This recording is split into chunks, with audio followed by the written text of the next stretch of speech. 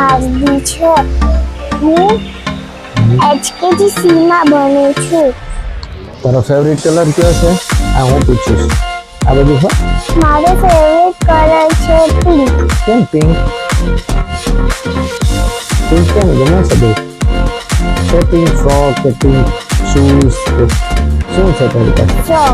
Frock છે બહુ મસ્ત પિંક કલર. કયું ફ્રૂટ ભાવે તમને? એપલ. એપલના કેટલા કલર હોય? 2. કેવા છે? Red, green. Red and green. Green Apple આવે. પછી બીજું તમે ડ્રોઈંગ સિવાય શું ગમે? મને રમવું ગમે.